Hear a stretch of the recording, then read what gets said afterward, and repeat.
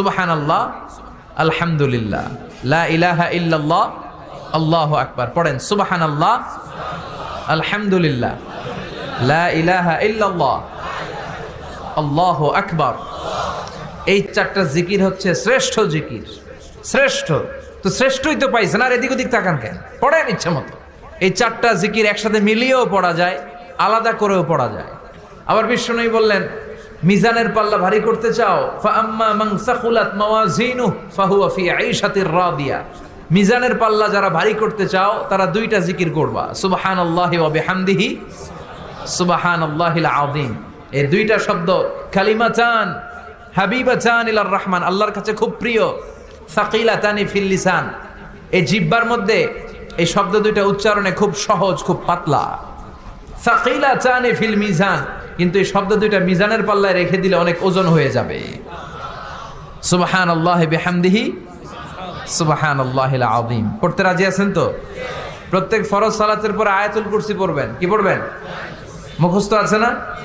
এটা পড়ে ফু দিলে কোনো জিন পড়ি, ব্ল্যাক ম্যাজিক কোনো কিছু আপনারা ধরতে পারবে না। বিশ্বনবী বলেন, মান কারা আয়াতাল কুরসি দুবুরা কুল্লি সালাতিন মাকতুবা লাম ইয়ামনাহু মিন দুখুলিল জান্নাতি ইল্লাল মাউত। প্রত্যেক ফরজ সালাতের পরে কেউ যদি আয়াতুল কুরসি পড়ে, তার জান্নাতে ঢোকার ব্যাপারে আর কোনো বাধা নিষেধ থাকে না। একটা জিনিস ছাড়া, সুবহানাল্লাহ, আরেকটু পরে কোন একটা জিনিস ছাড়া, ইল্লাল মাউত, সেটা হচ্ছে মৃত্যু। লোকটা মরে না তাই জান্নাতে যায় না, মরলেই জান্নাতি। এবার সুবহানাল্লাহ। তাহলে প্রত্যেক ফরজ সালাতের পরে আয়াতুল কুরসির দরকার আছে না নাই? প্রত্যেক ফরজ সালাতের পরে সালাম ফিরিয়ে আওয়াজ করে পড়বেন আল্লাহু আকবার। 3 বার পড়বেন আস্তাগফিরুল্লাহ, আস্তাগফিরুল্লাহ, আস্তাগফিরুল্লাহ। সুবহানাল্লাহ 33 বার, আলহামদুলিল্লাহ 33 বার, আল্লাহু আকবার 34 বার। অথবা শেষে 3টা 33 বার পড়ে মিলাবেন লা ইলাহা ইল্লাল্লাহু ওয়াহদাহু লা শারীকা লাহুল মুলকু ওয়া লাহুল হামদু ওয়া হুয়া আলা কুল্লি শাইইন কাদির। আরেক বর্ণনা একটু বাড়ানো হয়েছে, ইউহয়ি ওয়া ইউমীত ওয়া হুয়া আলা কুল্লি শাইইন। এগুলো পড়ে না, কোত্থেকে কি হাবিজাবি পড়ে ঈমান নষ্ট করে। এজন্য মুমিন হবে, মুমিন they work smart, they don't work hard. মুমিন স্মার্টলি কাজ করে, মুমিন কষ্ট করে কাজ করে না। সুবহানাল্লাহ কবেন না? মুমিন সুযোগ খোঁজে, মুমিন কাজ করে smartly. They don't work hard, they work smart. They work smart, তারা স্মার্টলি কাজ করে। কাবা ঘরের 4টা কর্নার আছে। একটা কর্নারের নাম হচ্ছে রুকনুল হাজারিল আসওয়াদ, এটার নাম হচ্ছে ব্ল্যাক স্টোন কর্নার, যেখানে হাজরা আসওয়াদের পাথর আছে। এই পাথরটাতে চুমু দিলে জীবনের গুনাহ সব মাফ করে দেয় কে? এটা জান্নাতি পাথর। কিয়ামতের দিন এই পাথরকে আল্লাহ একটা জিহ্বা দিবে, ঠোঁট দিবে, 2টা চোখ দিবে। আর কিয়ামতের দিন আল্লাহর সামনে দাঁড়িয়ে এসে সাক্ষ্য দিবে যে আল্লাহ তোমার এই বান্দা আমারে চুমু দিয়েছিল, এ দিয়েছিল, এ দিয়েছিল, এদের সবাইকে মাফ করে দাও।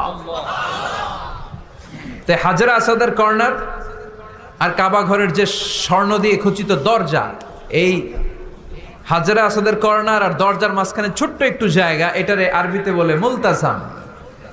আমার সাথে সাথে পড়েন, এটারে আরবিতে কি বলে?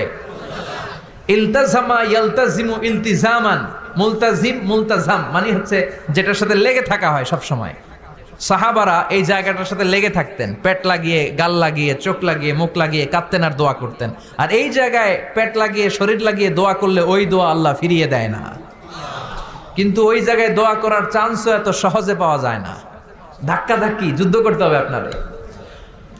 তো এক মাওলানা চান্স পাইছে ওইখানে, অনেক ধাক্কা ধাক্কি করে, খাইয়া দেয়া শক্তি কইরা ধাক্কা ধাক্কি, পাকিস্তানি পাঠানি যেগুলো আছে, 8-10টা পাঠান একসাথে দাঁড়ালে ওগুলার জ্বালায় কিছুই করা যায় না।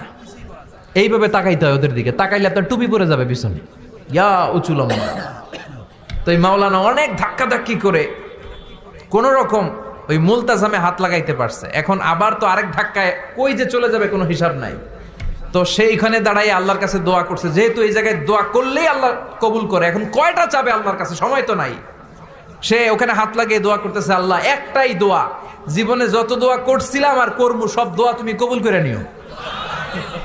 যত দোয়া জীবনে করছি আর মরার আগের দিন পর্যন্ত যত দোয়া আমি করব, এই দোয়াগুলো কবুল কইরো। এই একটাই চাওয়া, আর কিছু চাইলাম না তোমার কাছে। তো কিছু বাকি রাখছে? কথা বলেন।